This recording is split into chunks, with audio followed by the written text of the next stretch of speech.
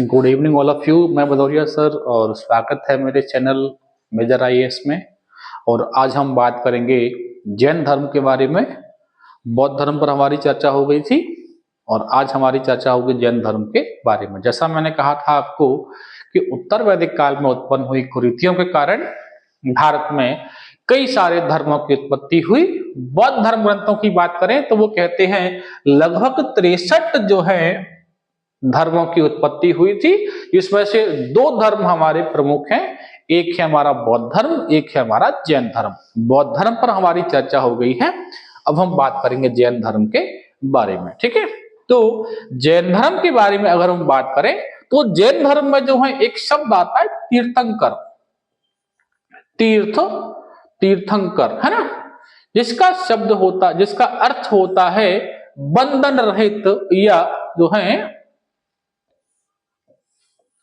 तो जैन धर्म की अगर हम बात करेंगे तो जैन धर्म में 24 तीर्थंकरों की बात आती है, जिसमें सबसे पहले जो संस्थापकों की बात आएगी तो जैन धर्म में संस्थापक ऋषभदेव को माना गया है। इनको आदिनाथ भी कहा गया। क्या कहा गया है? आदिनाथ। ठीक है, भगवान आदिनाथ भी कहा गया है। तो जैन धर्म के संस्थापक ऋषभदेव या आदिनाथ हैं। जैन धर्म में तीर्थंकरों की संख्या कुल 24 मानी गई है। कितनी मानी गई है? 24। इसमें प्रथम हमारे ऋषभदेव हैं, 22वें हमारे अरिष्टनेमी हैं, 23वें हमारे पार्श्वनाथ हैं और 24वें हमारे महावीर स्वामी हैं। ठीक है, तो जैन धर्म में 24 तीर्थंकरों की बात आती है, जिसमें प्रारंभिक वाले इनको निर्ग्रंथ कहा गया है। निर्ग्रंथ का मतलब होता है बंधन रहित या बंधन से मुक्त। ये जैन से अलग है, ये निर्ग्रंथ हैं। लेकिन महावीर स्वामी को जैन या जिन कहा गया, जिनका मतलब होता है इंद्रियों पर विजय प्राप्त करने वाला। तो प्रारंभिक निर्ग्रंथ है और महावीर स्वामी क्या है? जैन है। इसमें संस्थापकों की बात आएगी तो ऋषभदेव जो है संस्थापक हैं, इन्हें आदिनाथ भी कहा जाता है। टोटल 24 हैं। पहले ऋषभदेव हैं, अरिष्टनेमी 22वें हैं, 23वें पार्श्वनाथ है, 24वें हमारे महावीर स्वामी हैं। ऋषभदेव और अरिष्टनेमी का उल्लेख ऋग्वेद में मिलता है। उसके मूल कारण कुछ और भी हैं। जब उस काल में हिंदू धर्म से अलग अलग धर्म उत्पन्न होने लगे तो कहीं ना कहीं हिंदू धर्म के अंदर ये समस्याएं खड़ी हो गई कि कहीं हिंदू धर्म का बंटवारा ना हो जाए, कहीं सनातन धर्म का बंटवारा ना हो जाए। सनातन शब्द सही है हिंदू की जगह, तो कहीं सनातन धर्म का बंटवारा ना हो जाए। इसीलिए तत्कालिक लेखकों, तत्कालिक ऋषि मुनियों ने जो है ये कहा कि जैन धर्म और बौद्ध धर्म भी जो है सनातन धर्म से अलग नहीं है और इसके ऋषि मुनि भी जो है इनका भी जन्म जो है भगवान से ही हुआ है। इसीलिए ऋषभदेव और जो है अरिष्टनेमी का उल्लेख आपको ऋग्वेद में मिलेगा। वहीं विष्णु पुराण में तो और भगवत पुराण में तो ऋषभदेव को विष्णु का अवतार कहा गया है। वहीं 22वें तीर्थंकर अरिष्टनेमी को कृष्ण के समकालीन या उनका भाई भी कहा गया है। यानी विष्णु पुराण, भगवत पुराण कह रहा है कि ऋषभदेव तो भगवान विष्णु का ही अवतार है। बात समझिए किस प्रकार से हमने जोड़कर रखा हुआ है कि ऋषभदेव तो भगवान विष्णु के ही अवतार हैं, विष्णु पुराण भगवत पुराण कहता है। वहीं 22वें तीर्थंकर अरिष्टनेमी को कृष्ण के समकालीन या कृष्ण का भाई भी कहा गया। यहां पर आप जो पिक्चर देख रहे हैं ये भगवान ऋषभदेव की है।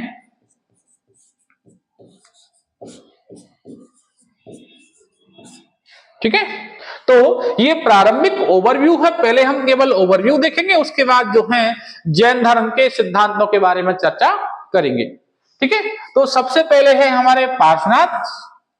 जैन धर्म के 23वें तीर्थंकर भगवान पार्श्वनाथ का जन्म काशी नरेश अश्वसेन के यहाँ हुआ था। इनकी जो है माता का नाम क्या है? बामा है।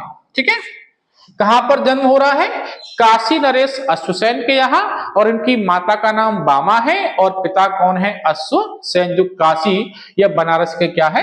राजा है। काशी राज्य है, बनारस है राजधानी। सबसे पहले इन्होंने जैन धर्म को एक संयोजित किया, सुव्यवस्थित किया और उसे ज्ञान और दर्शन के तत्व से वास्तविक परिवर्तन किया।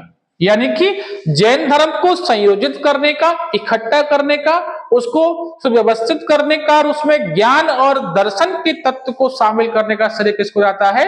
तो भगवान पार्श्वनाथ को जाता है। ठीक है, इसके बाद अगला है हमारा 30 वर्ष की अवस्था में इन्होंने गृह त्याग कर दिया और संवेद पर्वत पर कठोर तपस्या की।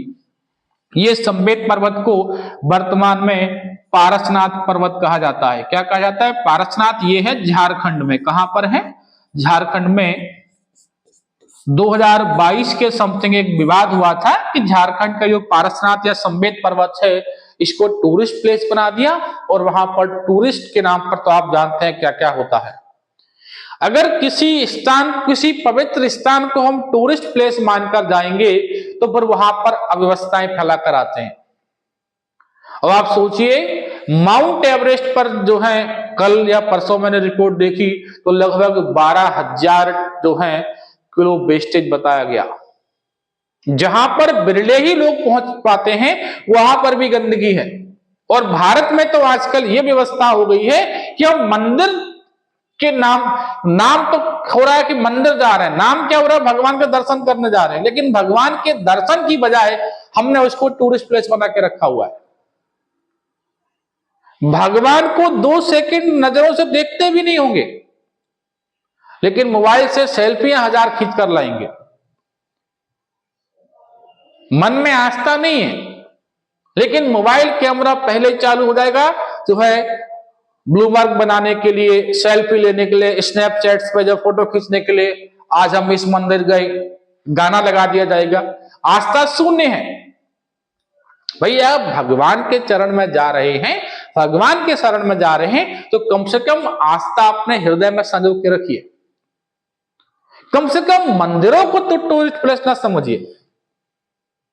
आपने मंदिरों को वही हालत कर दी है, दिए हैं सेल्फी खींचने में, दिए हैं सेल्फी खींचने में। आस्था आपके मन में उतनी है नहीं। भाई आपको अगर सेल्फी खींचनी है ठीक है, 1 फोटो खींच लीजिए, 2 फोटो खींच लीजिए, कम से कम आस्थावान तो बनिए।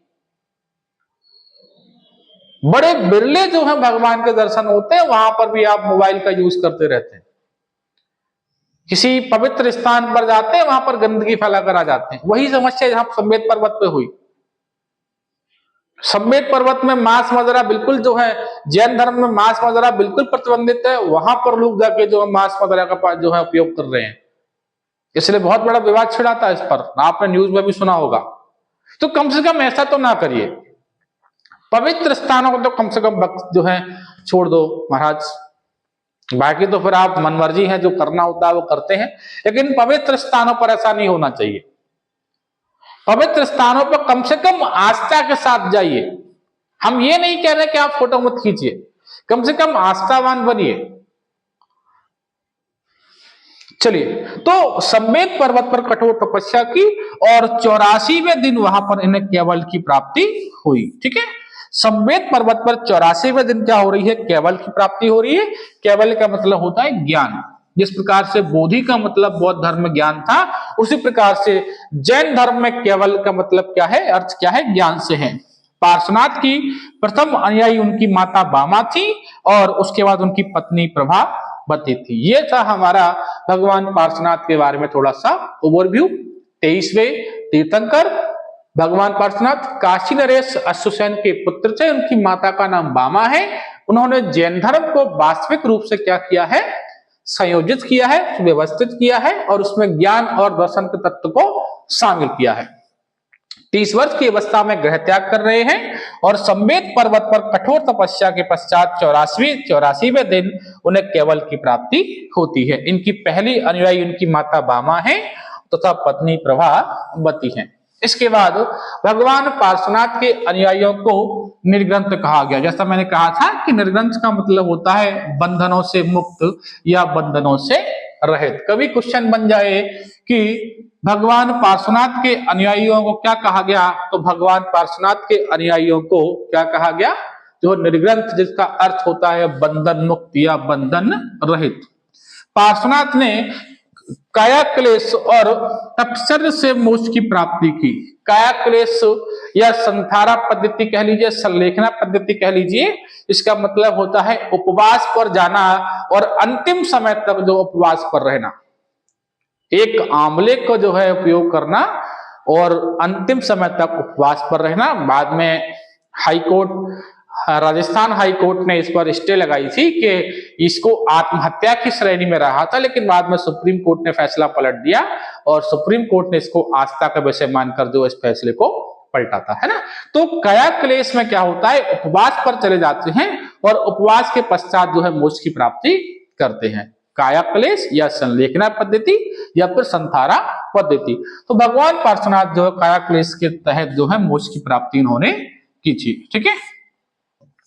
उनके अनुयायी श्वेत वस्त्र धारण करते हैं, ठीक है, श्वेत वस्त्र धारण करते हैं। भगवान पार्श्वनाथ ने 4 महाव्रतों का प्रतिपादन किया, जिसमें पहला है सत्य, दूसरा है अहिंसा, तीसरा है अस्तेय, चौथा है अपरिग्रह। सत्य का मतलब है हमेशा सत्य बोलना चाहिए, अहिंसा का पालन करना चाहिए। अस्तेय का अर्थ होता है चोरी ना करना। क्या अर्थ होता है? चोरी न करना। वहीं अपरिग्रह का मतलब होता है बिना सामने वाले के पूछे उसकी वस्तु को छूना, यानी बिना परमिशन के किसी वस्तु को ना छूना। तो 4 जो है महाव्रत महावीर स्वामी ने दिए हैं और 5 जो है भगवान पार्श्वनाथ ने दिए हैं, और 5वां महाव्रत इसमें महावीर स्वामी जी ने जोड़ा था, जिसे ब्रह्मचर्य कहा गया। आप स्क्रीनशॉट ले लीजिए।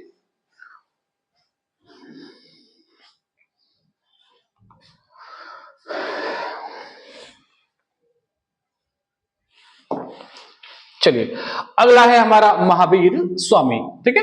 तो जैन धर्म के 24वें तीर्थंकर कौन है? महावीर स्वामी हैं, और इन्हें ही जैन धर्म का वास्तविक संस्थापक माना जाता है। जैसा मैंने कहा कि प्रारंभिक जो आपके तीर्थंकर हैं इन्हें निर्ग्रंथ कहा गया है और महावीर स्वामी को जैन कहा गया है, इसीलिए जैन धर्म के वास्तविक संस्थापकों में महावीर स्वामी को माना जाता है।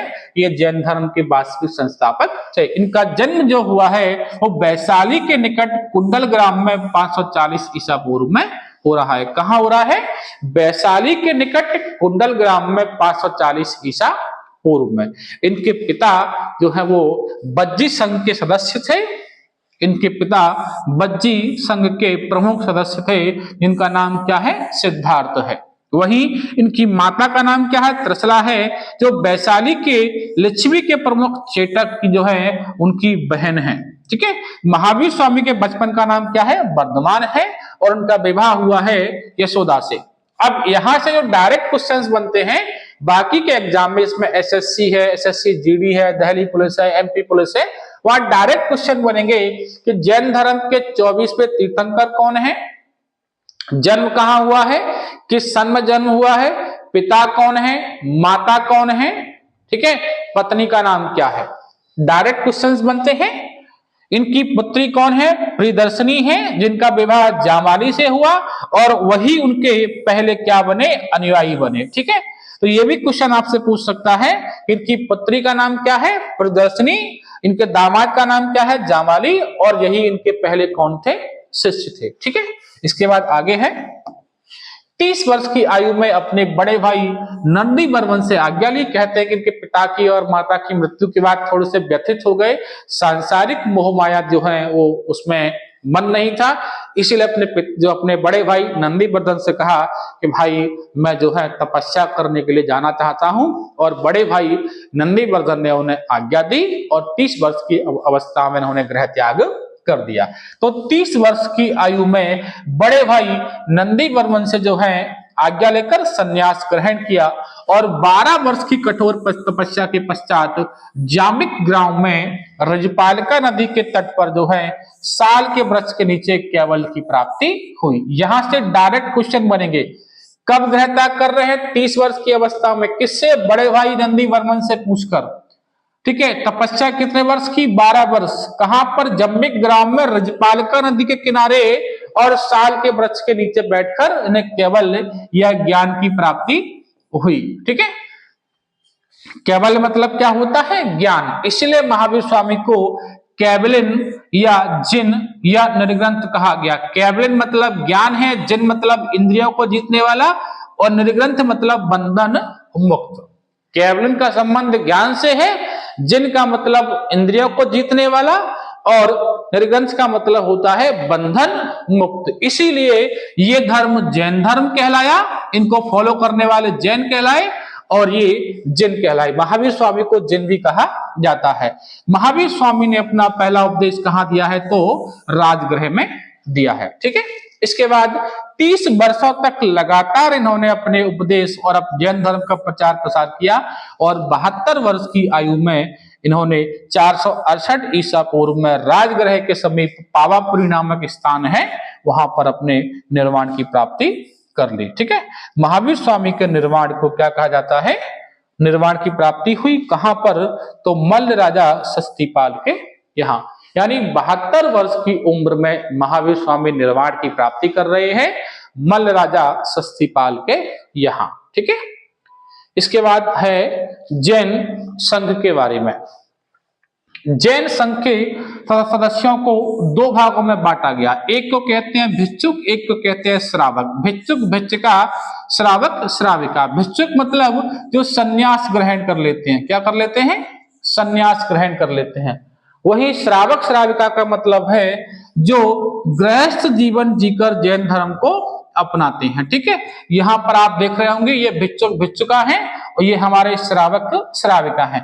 यानी कि जो संन्यास ग्रहण कर लेते हैं वो भिक्षुक जो है वो है, और जो गृहस्थ जीवन में रहकर जो है जैन धर्म को मानते हैं वो श्रावक श्राविका कहलाते हैं। यहां पर आप देख रहे होंगे एक जो हमारे, अब इसमें भी दो चीजें हैं, श्वेतांबर और दिगंबर। जो श्वेत वस्त्र पहनते हैं उन्हें श्वेतांबर कहा गया है, और जो वस्त्र नहीं पहनते हैं, जिनके संसारिक बाहरी आवरण ही वस्त्र हैं, वो हमारे क्या हैं? दिगंबर कहलाते हैं। दिक मतलब दिशाएं जिसका अंबर हो, दिशाएं ही जिसका अंबर हो वो हमारे दिगंबर कहलाते हैं। जिन्होंने श्वेत वस्त्र धारण किए हैं वो क्या कहलाते हैं? श्वेतांबर कहलाते हैं। इस पर चर्चा हम अगले टर्म में करेंगे कि किस प्रकार का जीवन व्यतीत हमारे जैन धर्म के ऋषि मुनि करते हैं। बहुत कठिन है ऐसा जीवन, ऐसी तपस्या हर कोई नहीं कर सकता है। मैं तो जब पढ़ता हूं जैन ग्रंथ के बारे में, जैन धर्म के बारे में, तो मुझे लगता है कि ऐसे महात्मा इस संसार में बिरले ही आते हैं जो वाकई इस संसार के लिए, इस जो है इस देश की जनता के लिए, इस मानव सभ्यता के लिए उदाहरण है। जीवन पर्यंत सांसारिक मोहमाया से दूर, ना पैरों में जो है स्लीपर है, नग्न पैर, जहां भी जा रहे हैं पैदल ही जा रहे हैं, चाहे धूप हो, छांव हो, गर्मी हो, बरसात हो, सर्दी हो, वस्त्र नहीं है। ये कहीं ना कहीं उस कठोर तपस्या का परिणाम है जो उन्होंने की है। दिशा ही जिसका अंबर हो जाए।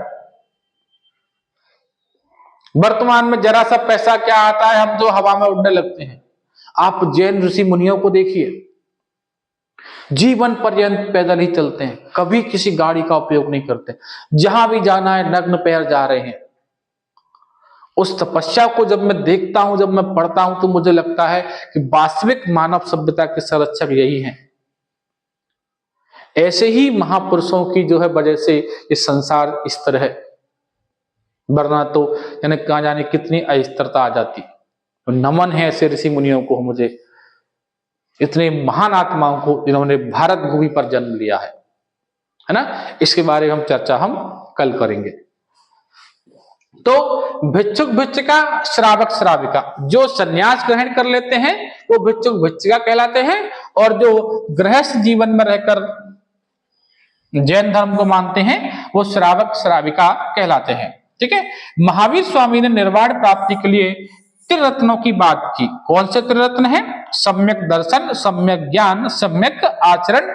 इन पर चर्चा हम सिद्धांतों में कर लेंगे।